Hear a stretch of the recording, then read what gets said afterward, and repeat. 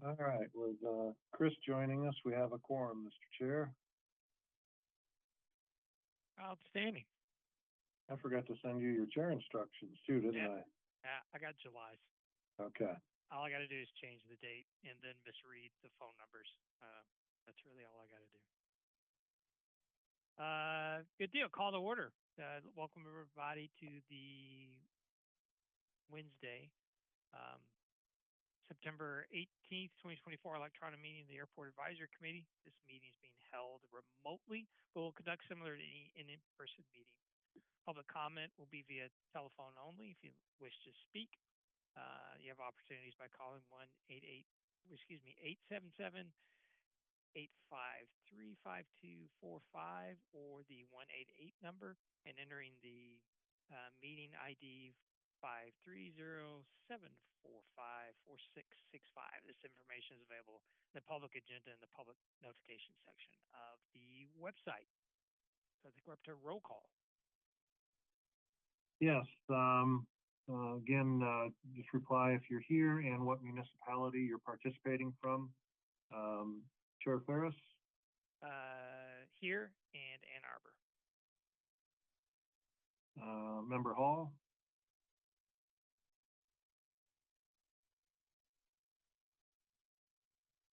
Muted, Fred. Present and mute and Ann Arbor. Member McNicholas? Present, Ann Arbor. Member Perry? Present and City of Ann Arbor. And Member Watson? Here in Ann Arbor. All right, Mr. Chair, you have a quorum. Outstanding. First is approval of the agenda for this meeting. Look for a motion to approve. I move to approve. I'll second. Second. Any comments, questions? Nope. All in favor of approving the agenda for this meeting, say aye. Aye. Aye. Any opposed? Say nay. Good. So approved. Next will be approval of the minutes from our July 17th meeting. I'll approve them. Approve. Second. I'll second. Fred. Any comments, changes? Yep. Excellent. All in favor of approval of the July 17th meeting Aye. minutes? Aye. Aye. So approved.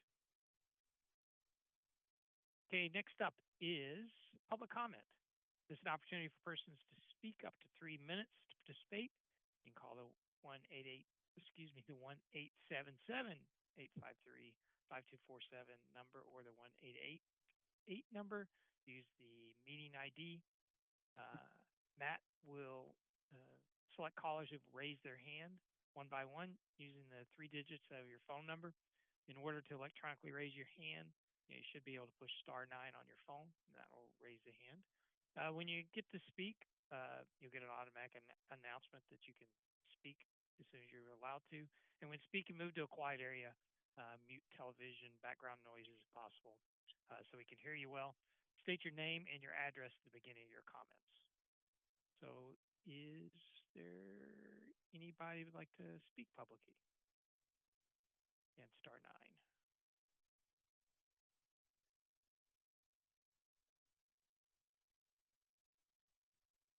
Nobody popping up, Mr. Chair. Okay, we'll keep rolling. Next agenda item is the correspondence. So you've got a couple of items of correspondence in front of you. You've got our tower operations counts through July of 2024. You'll see actually July was a very big month. Actually, if you look back, you'll see it's the other than August of 2019, it's the highest activity amount in the last since 2018 or before 2018. So a little over 10,000 operations. So both June and July were busy compared to last year.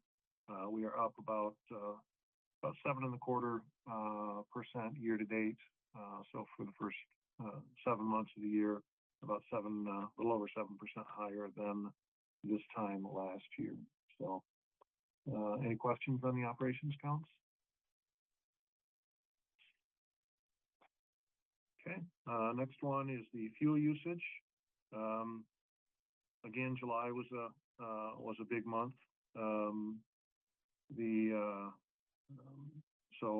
Through the same period of time, through July of this year compared to the first 7 months of last year, we're up just under 11% in fuel sales at the airport. Any questions on the fuel report? The only thing that I had, is there any noticeable correlation between fuel usage and operations? No, it's still, For July, I mean, because it both seem to be big spikes. Obviously, both numbers were significant increases. But again, I know on the fuel report, some of that was related to some like construction helicopter and those type of things had some activity at the airport. So some of it was, again, larger fuel purchases without tied-in operations. But with the volume of operations just being much higher for the month of July than in the past, that obviously kind of drove up our base number as well. So when you add that base plus a couple of significant purchases outside our normal operations, that's why you see a pretty significant purchase usage in July. One observation that I had throughout the summer is there seemed to be not just construction helicopters, but also police and media helicopters. Yeah, there's definitely, I've seen some more, not so much media for me, but I've seen definitely some more law enforcement helicopters in the area. So not sure what might be driving that, but obviously would have some impact on it. That's all. Okay. Any other questions on the fuel report? All right. And then the next item is just our hangar occupancy, and really as we continue to be at 100%. We have 42 people on the waiting list. We actually did have some activity in early September, and interesting, the person that got the hangar had literally been on the list for a couple of weeks over 3 years. That's kind of how long it's currently taking, to give you an idea. So the number with some changes. We also had a person that dropped off the list because they had passed. Again, you can pass twice with our waiting list policy, but when we offer the lease to you the third time, if you don't take it, then you get removed from the list and have to start all over again. So that number will drop down slightly for September, barring any more activity in the month of the end of this month. But yeah, so just I always write when their applications come in. Of course, I write the date we receive the application, but I also write their starting position on the application. So it's interesting to see where we were at and where some of these go when they come through. So. Is there any questions on the occupancy report? Okay. That is all I had under the correspondence, Mr. Chair. Thank you, sir. I sent Matt, I think I asked for a hangar in 2010, and it was a different. Got it right away. Yeah, I got to choose from different hangars. So. Yeah, so it's been a while that we've had that, but it's still, you always have to realize that, at one point, I think we had 8 or 9 hangars. I think at one point we may even have been in double digits for a short period of time with available hangars. So, hard to believe that now, but, people have the pick of the litter when they would come in. So. But what was astounding about that figure, it was still a 4% vacancy rate. Yeah. All right. Well, a couple things under the airport manager's report. So we did we had the USDA in last week do removal of some deer that are inside the fenced area. They did last Thursday night. They come in, and as you know, we've used them in the past. They came in and removed 6 deer from inside the fence. They've identified 3 others and maybe a 4th. So they'll actually be in again this Thursday night to finish up the work for deer inside the fenced area. We've been, again, it's after hours, so it really doesn't impact the tower, but we've been keeping tower and local law enforcement, Pittsfield Township Police, aware of what's been going on and what's been scheduled. But they do a good job. We get the nuisance permit from DNR, and USDA comes in and they offer a good service for the cost, and it helps reduces the impact or reduces the potential for any deer aircraft incidents. So we're happy to continue to do that service. So, as many of you know, we're working on our solar panel installations at the airport. There's a total of 3 locations, 2 of them that are, I'll say, benefiting the airport. One up by the Northwest Tees by the snow removal equipment building, and one across from the fuel hangar that will go into the terminal building. In both of those cases, the panels have all been installed. They've run the wiring back to the locations that they're going to tie into. For the Northwest Tees, it'll actually tie into micro, which is where the transformer comes in for all the Northwest Tees. And then in the one across from fuel building will tie into the terminal building transformer. So both of those are moving along pretty good. At some point here, possibly next week, we'll be doing a power shutdown for about 4 hours in the Northwest Tees. I talked with the U of M flyers just to get a feel for if there's a better time for them, since they're probably the most active customer there. Their fuel pumps will be down, and anybody with electric doors won't be able to operate them during that 4-hour period, as well as both gates will be non-functioning. So we do have a generator and can plug in for the doors to open those if necessary. And so we are talking a morning event when things are less busy, and we will give as much, try to give at least 48 hours notice before they do that. And again, that'll be about no more than a 4-hour shutdown for that. Question, Matt. Yeah. Will the gates be disabled open or disabled closed? So what the plan is at this point is we will keep the gate 1, which is off of Ellsworth Run, keep that closed with a sign on it directing people around to gate 2, and our staff will be disabling gate 2 in an open position. So that will be the access point and the plan for the Northwest Tees. And once we have the date from the electrician, they're waiting on some inspections before they can actually do the switch over. So that's why it's a little uncertain right now.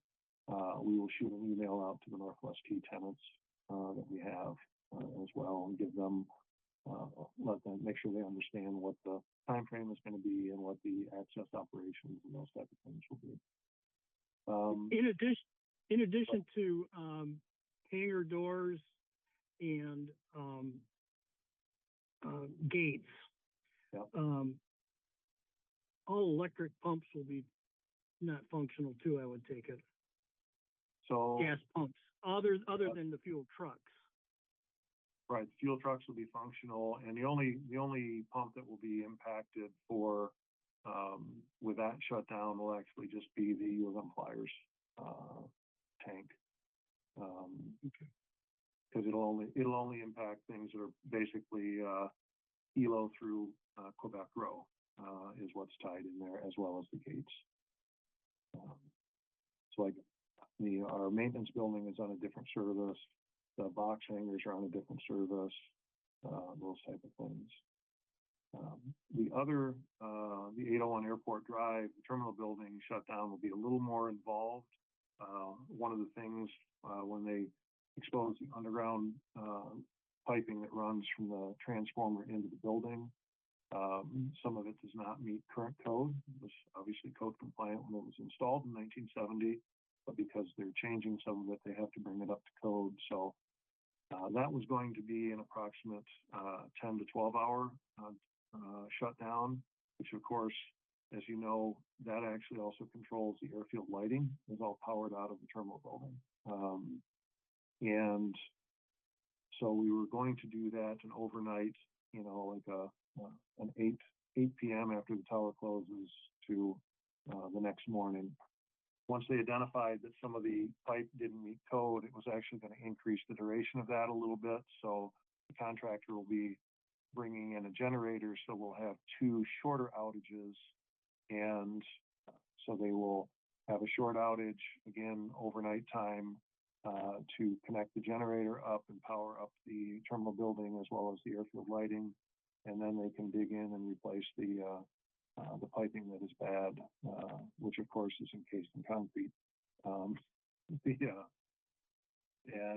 And then we'll have a second, once that work is done, we'll have a second short outage to disconnect the generator and connect in the new power, and including the solar. So that will probably happen in the next couple of weeks as well. And we'll work with our business tenants again, because it's overnight. The shutdowns will be after hours.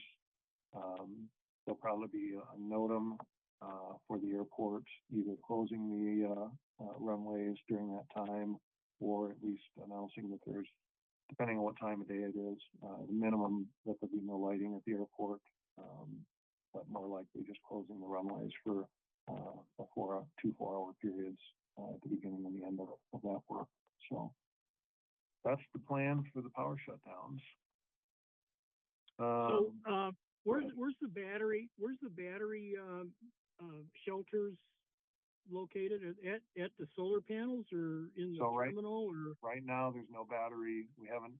There's no batteries included. No battery integration included. They're wiring it for the project, but at this point they're planning on it. But at this point, that's not part of what was approved with the installation. Good. And then when does the pump house solar units come in? Actually, the panels are going to come in probably within the next 30 days, but they're still waiting on a DTE connection agreement for that location.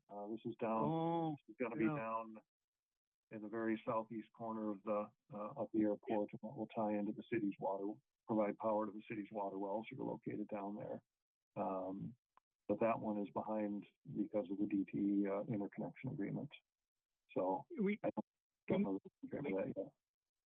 We may have talked about this many months, if not years, in the past on this particular project, but will the southeast solar panels obstruct the blimp landing area? Not completely, but to be honest with you, we haven't had a blimp land in probably 3 or 4 years. Oh, it's been longer than that. Definitely before COVID. So a minimum of 4, but probably closer to 5 or 6. That area just is so wet, even when the blimp would be coming in during the season, even in the football season. It's just that ground is just very mucky and yeah, well, it's a peat bog. yeah. But yeah, I don't know. Like I said, that one's waiting on the DTE interconnection, so I'm not sure of the time frame on that one in the southeast. Okay, a couple of other things. We did have late August. Actually, it was going on while we had the picnic, and thank you of those who attended the picnic. We had a really good turnout. Actually, ran out of some of the meats this year for the picnic, which is the first time that we've had that. So a really good turnout. It was a beautiful night for it. But in late August, we also did the brush hog mowing at the airport. Our contractor did. We've got a couple other things. The FAA and the Ann Arbor Tower is going to be holding their annual runway safety action team meeting That is scheduled for Wednesday, October 16th from 2 to 4 p.m. I think the tower is going to be sending invites out that, and that will be a combination of in person in the terminal building basement or via Zoom, as they've done the last few years. We have working on a new lease with Bijan and Survival Flight. His lease is expiring later this year. We've been working with those organizations on an extension for that, and happy to see Survival Flight wanting to continue to operate out of the Ann Arbor Airport. Sean Rowling. I think mostly, no, it happened after our last meeting. So as I'm sure most of you have seen, that a lawsuit was filed by a combination of Pittsfield Township, the committee, forgot the full name of it, and some John Does against the city and MDOT to basically stop the runway project. I think most of you knew earlier there was a second appeal filed with the FAA and MDOT. We're not party to that one over the EA. So there's two legal issues going on right now, and our attorneys were meeting and talking with the other parties involved in that, and we are seeing where those sit as we nail down the path forward for the design work, which is the next step for the runway project. So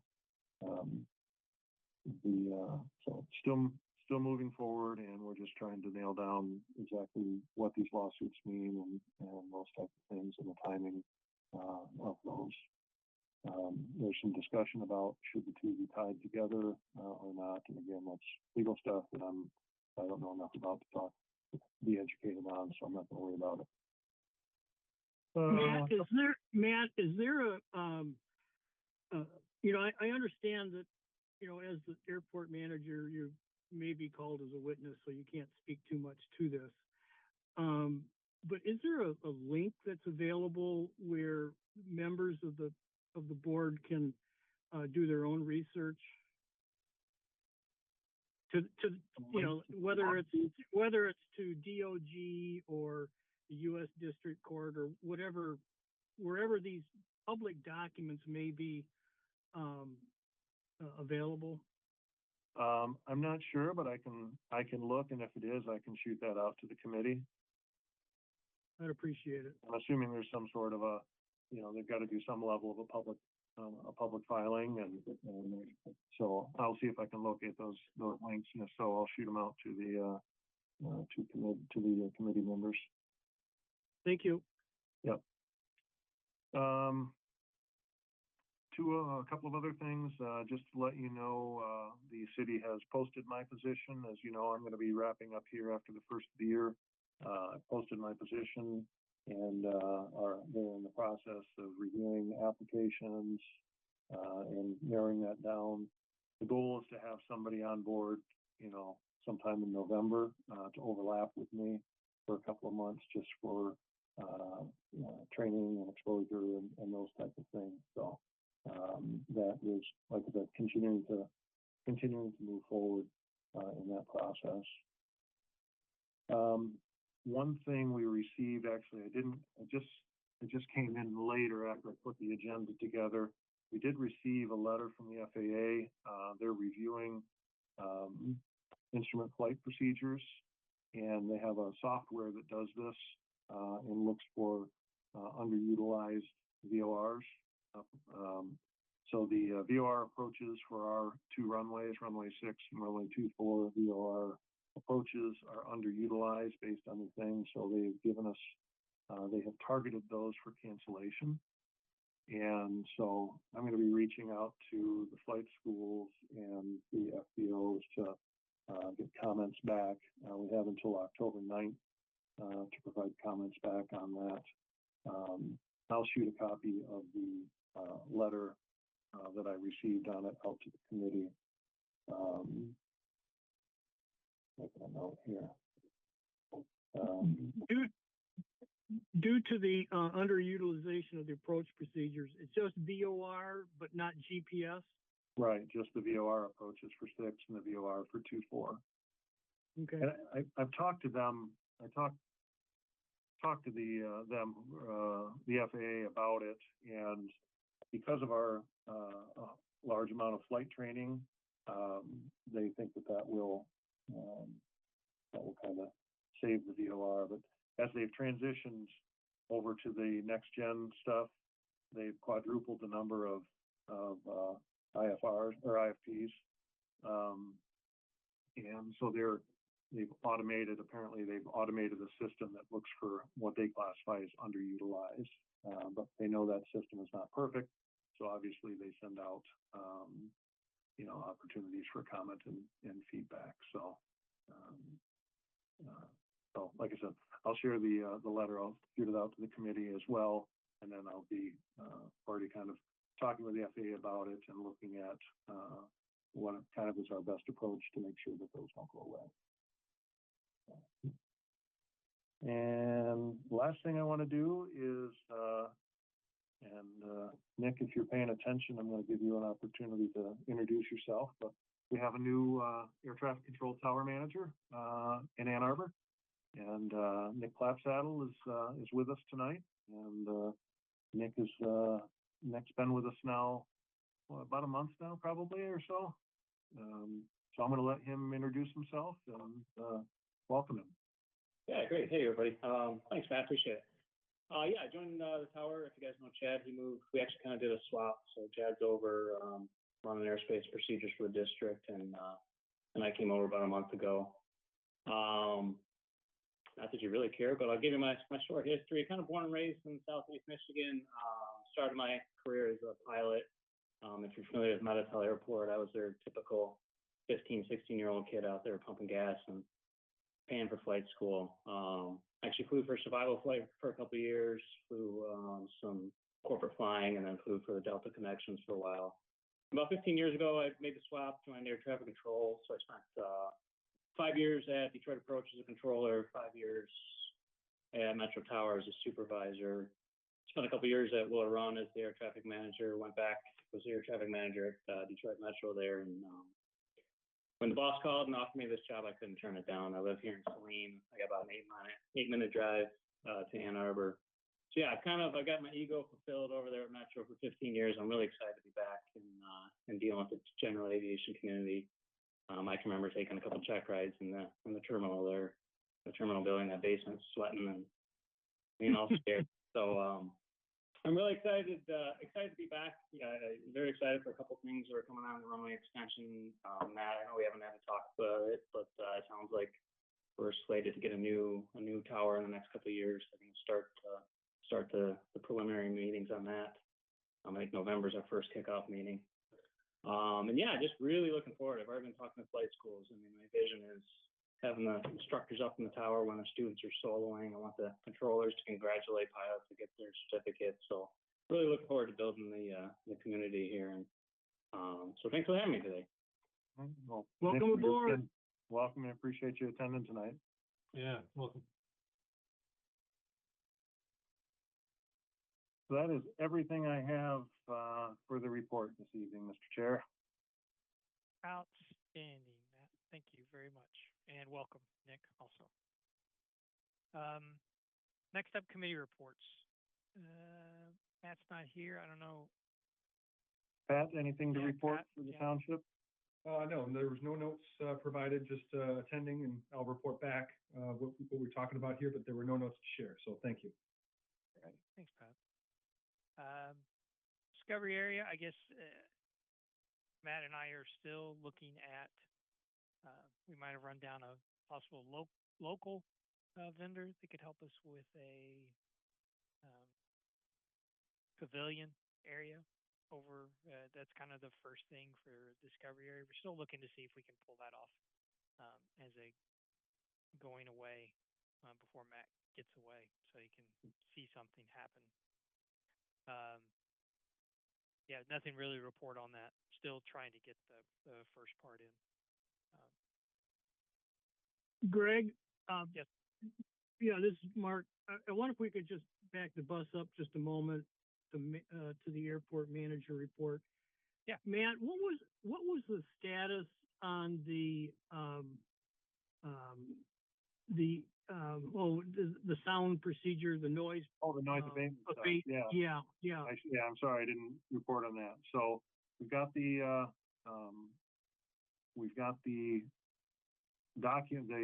poster documents done. Getting our graphics people are getting some printed up so we can distribute those out. And we've ordered the new bright signs for out the actual on the runway sign. So we are moving on both of those.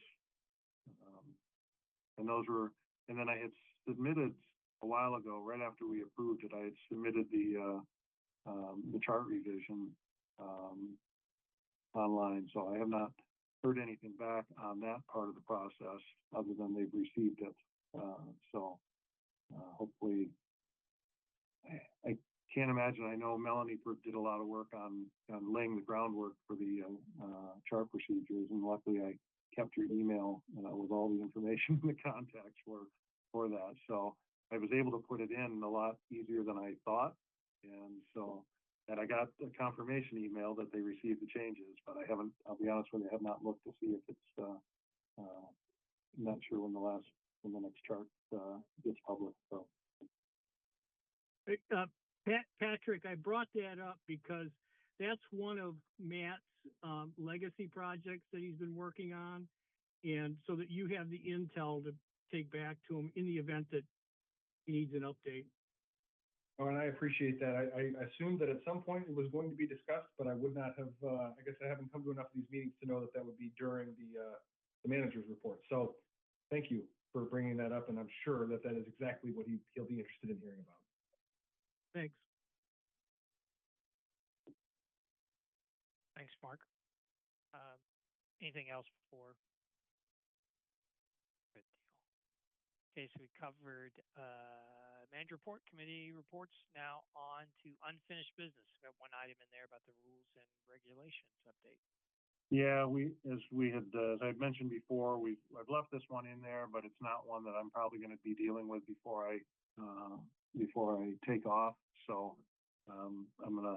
we can either remove it or we can leave it in as kind of a placeholder for my replacement to know that that'll be one of his tasks to get that updated. So I'm perfectly comfortable leaving it in as a placeholder though. Maybe to remind people, that's really looking back at our rules and regulations and doing the updates on them that we have, right? I think there was a subcommittee that we were going to have or had. Yeah. Yep. Cool. Okay. Questions? Nope. Okay. New business. The capital improvement plan for the next 5. Yeah. So this is something we look at every year, and again, just as for those who are new, so we actually do 2 capital improvement plans for the airport. So the city has a process that we go through as all departments in the city go through to handle capital projects. So that process is ongoing right now as we get into a new 2-year budget cycle for the city, which will be kicked off here very soon. Separate from that, we have the ACIP, which is the Airport Capital Improvement Program, which is a required process that we go through with the FAA for grant funds. And so this process is a little different. It's actually run through, because Michigan is a block grant state, it's run through the Department of Transportation, Office of Aeronautics. And so we look at projects, so not all the projects that are on the city's capital improvement plan for the airport are on this plan, because again, only certain projects are eligible for the grant funds. And so the ACIP is actually limited to those projects that are eligibility. So, and then the other thing is the ACIP breaks down projects. They break them down by design. Let's say for the runway project, they also break lighting and signage is a different category than the actual construction. So, but what you'll see in this program, the 2024, the first two were actually have already been approved, and these were actually just reimbursing the city, the airport, for funds that we had to front to pay for what's called an FAA reimbursement, reimbursable agreement. So we paid those monies out. Those reimbursable agreements have been closed, the final accounting done, and then we can submit to for federal funds to reimburse us for those. So that's what the first two are. Those were all part of the environmental assessment. The next 24 and 25 projects, you'll see it's a total of 6, but the first 3 are the design, the second 3 are the actual constructions. So this would be the runway extension project. So this would be what we've been talking about for some time, not only the extension of the runway, but also the parallel taxiway, taxiway alpha. And this is just broken down between the construction, the actual physical construction of the pavement. The lighting and signage is a separate rail. And if you remember, we actually have a new runway 24 PAPI planned for this. So our VASI that we currently have at runway 24, which right now is out of service because we can't get parts that we need for repair. This PAPI will replace it. We have a PAPI at the runway 6M.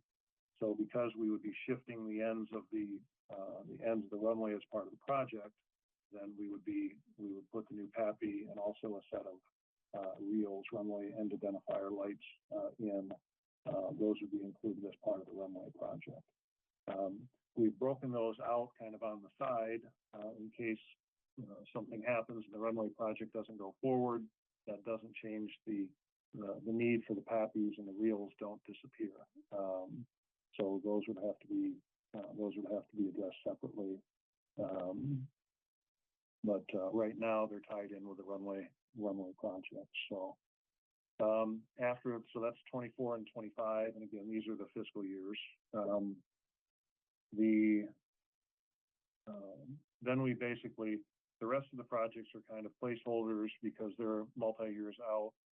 But the reconstruction of taxiway alpha, which is, as most of you know, we've been fighting with that deterioration, the concrete cancer issue. We've had to make a fair amount of repairs on that alpha taxiway, and so this is getting it on, making sure MDOT and the FAA realize that this is our next priority after the runway PAPI project is the taxiway alpha.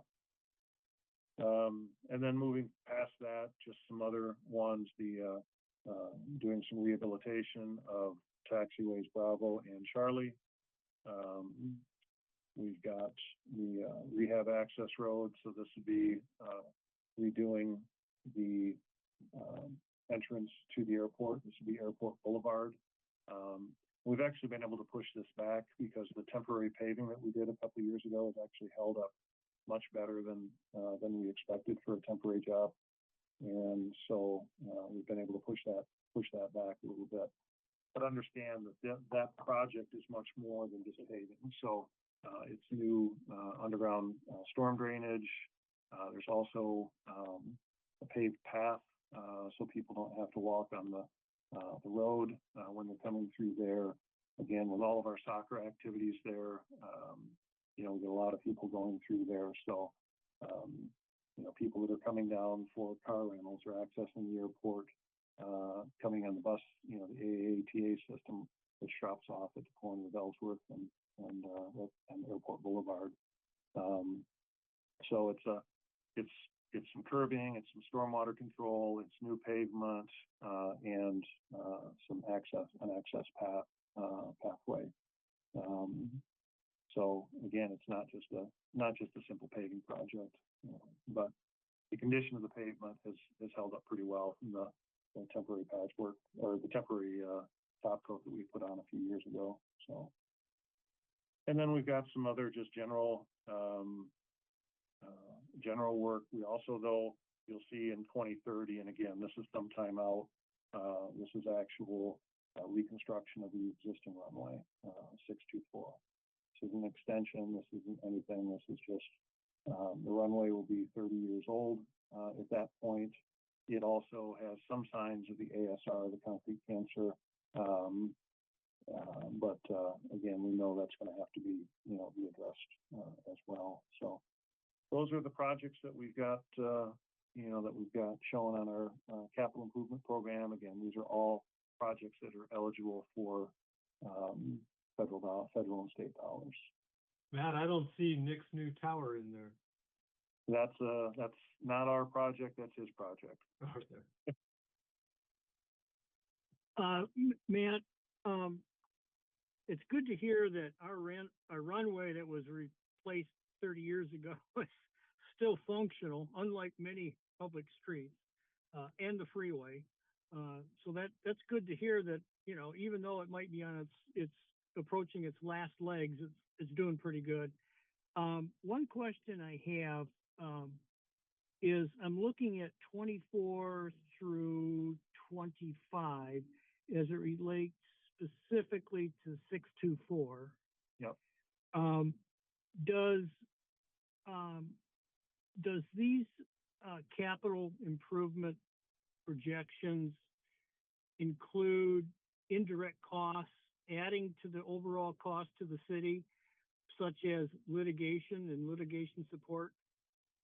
It would not include any litigation or litigation support, so that would be outside of the scope of the project, and I'm not sure that it would be eligible for CIP or ACIP funds anyways, federal funds anyways. Because I noticed that in the last two columns on the far right-hand side, it looks like the state and local is a nickel each, and suggesting the Fed is funding 90 cents on the dollar. Yeah, and some of it actually, you'll see some of it's got some bill funding in there as well as regular ACIP. The bill funding is actually, things really got confusing when it comes to FAA dollars especially during COVID and during the whole Inflation Reduction Act. So some of our older money is actually 100% federal. There's no local match, local or state match to it for a couple of years. Because we can sit on up to 4 years worth of funds. And then again, some of the bill has some different stuff. So it's really a hodgepodge of used to be you could always count on it was 90% federal, 5% state, 5% local. Now some of it is, like I said, with some of the Inflation Reduction Act and the bill stuff, some of it is 2.5% state, 2.5% local, 95% federal. So it's a hodgepodge of funds, but all of those are basically construction and engineering, tied to just construction and engineering. Yeah, when we first started this thing, it was 2.5 cents, 2.5 cents, 95 cents federal. Yeah. Oh, well. It's still about the best money you're going to get out there, though. Yeah. Thank you. Any other questions on the proposed ACIP? Okay. So this actually, the state, MDOT Aeronautics, they actually, most of the time we would have our ACIP meeting in the fall. They've been trying to hold some a little earlier this year, so we've actually already had our meeting with MDOT, and then basically in November or so, they put all of their ACIP, all their capital projects together and do the kind of a formal submission to the FAA they put it all in together as a lump for all the airports in the state of Michigan that are under the non-primary entitlement program, which includes us. So. Oh, Matt, there was one last thing relative to the capital improvement plan. Years ago, we used to have capital vehicles in here, like the snow removal. Snow removal, yep. Yeah, and all that stuff. How is the aging on that equipment, and does that need to be included any time in the future? So two things on that. So we're allowed, there's a detailed formula in one of the FAA regulations that talk about how much snow equipment you're allowed to have, at least from the FAA's perspective for funding. You can have more, but they're not going to pay for it to replace it. So we've purchased a couple of things through using ACIP dollars, and we're at our max. Those have, and depending on the equipment, they have a specific kind of depreciation term that the FAA, you're not eligible to replace them until they've met that lifespan. If they're in good shape or if they're in poor shape. I don't remember what those specifically were. We basically bought a large loader that allowed us to utilize multiple things, and we were also able to separately get a big, the loader has a 12 or 14-foot rotating broom attachment on it, a snow thrower attachment, and we separately already had a big 20-foot push plow that we use for like the ramp areas and those things. So, and that's actually our backup piece for brooming the runway. We have the old Sweepster, which is our primary runway broom that's got a 18 or 20-foot broom on it. So nothing's in here, nothing's planned because we won't need our, because we've replaced those within the last probably 10 years. We're still a ways out before we'll be eligible to purchase more snow removal equipment. As I remember years back when we were doing the broom, there was discussion of possibly listing it as an asset to the EMS program in the event of tornadoes. We could not only take care of the airport, but maybe some local access roads through Pittsfield and the city. Is that still as an asset?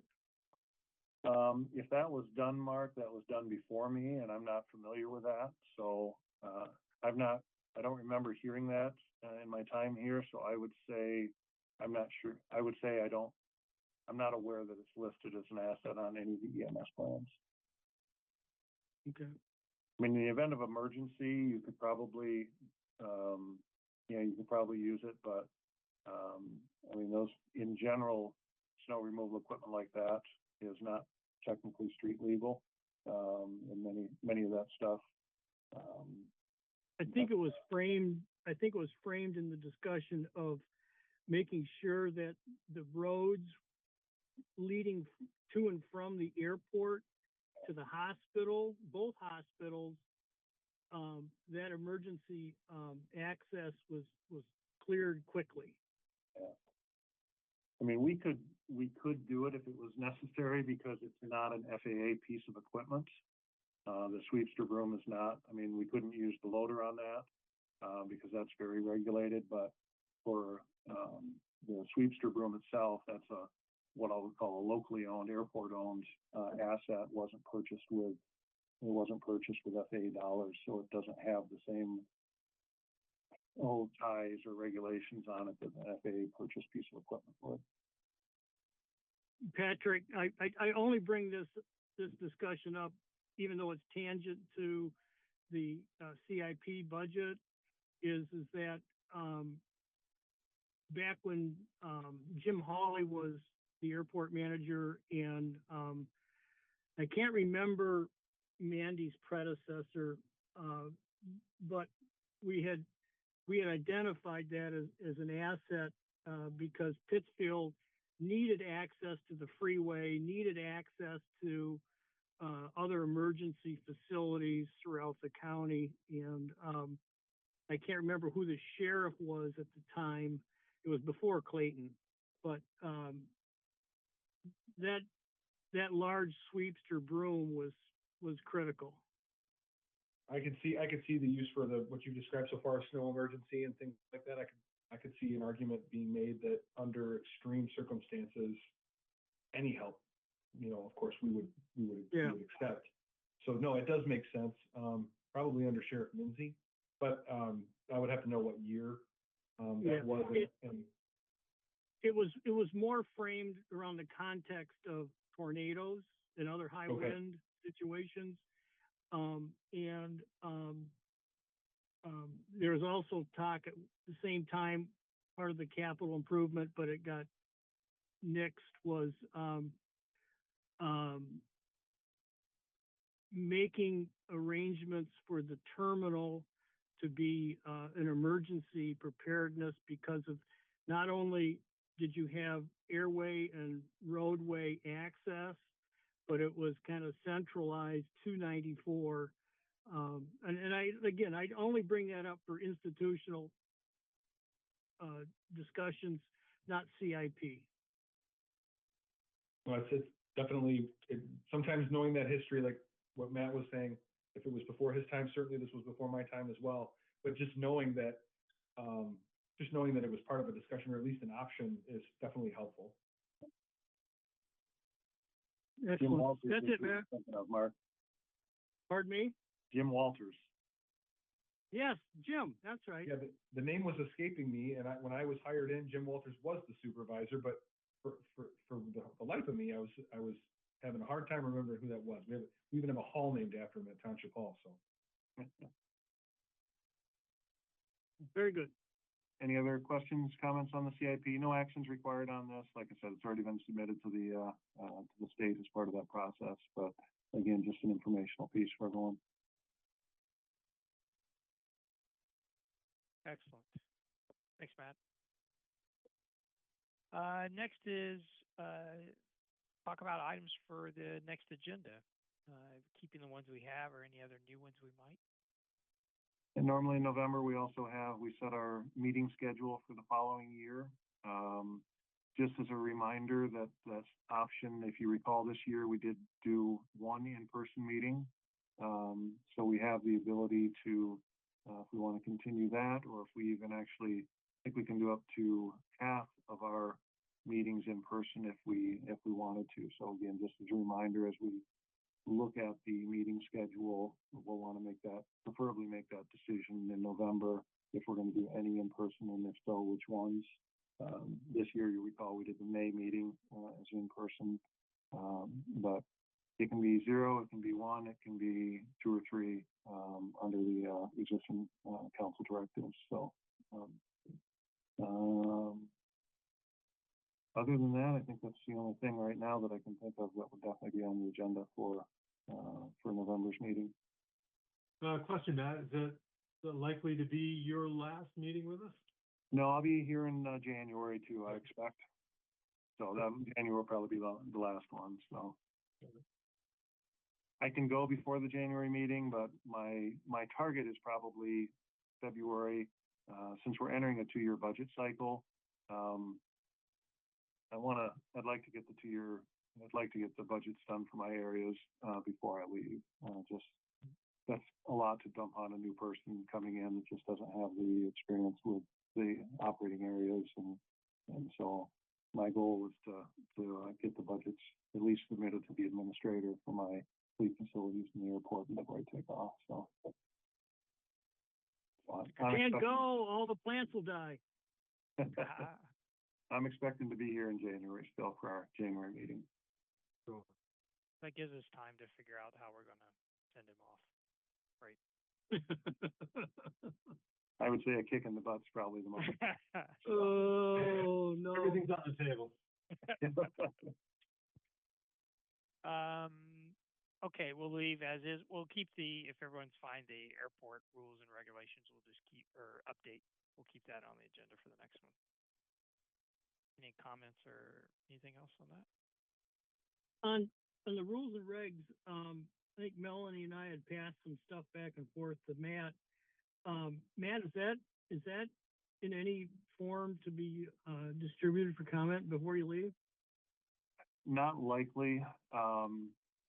And it's a completely a me thing. I just have right now, I've just got so much, and I've had it. Seems like when I hit my 1-year mark from when I was done, I had all these things I was going to attack and try to get done before I leave. And what's happened is people realize I'm leaving, and I'm getting all sorts of new stuff dumped on me. That is unfortunately more critical. We've got a number of new projects that are kicking off that I'm involved in, election center renovation, a new fire station 4. You know, we just had to do a roof on fire station 1.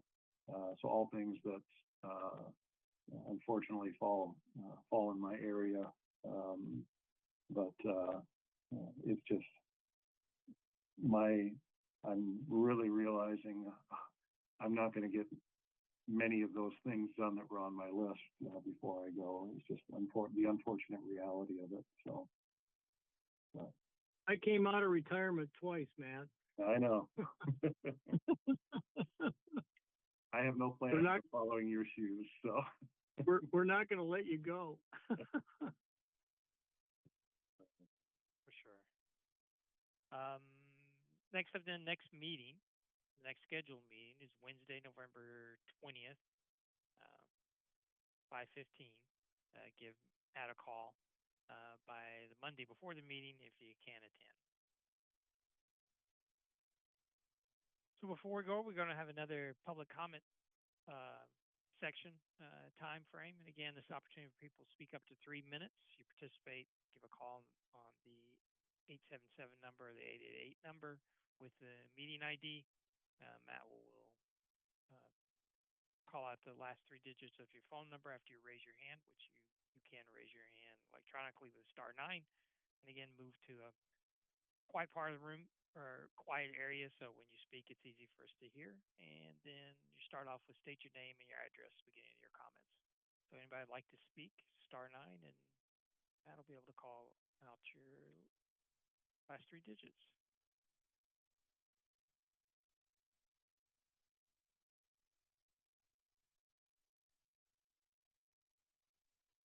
Okay.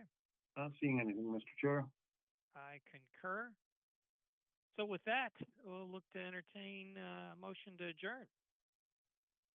Motion adjourned. Second, Melanie. All in favor of adjourning, say aye. Aye. Any opposed, say nay. We're so adjourned. It's November 20th. Thank you. Thanks. Thank you, Thanks, guys. everyone. Take care. Thank you. Thank you.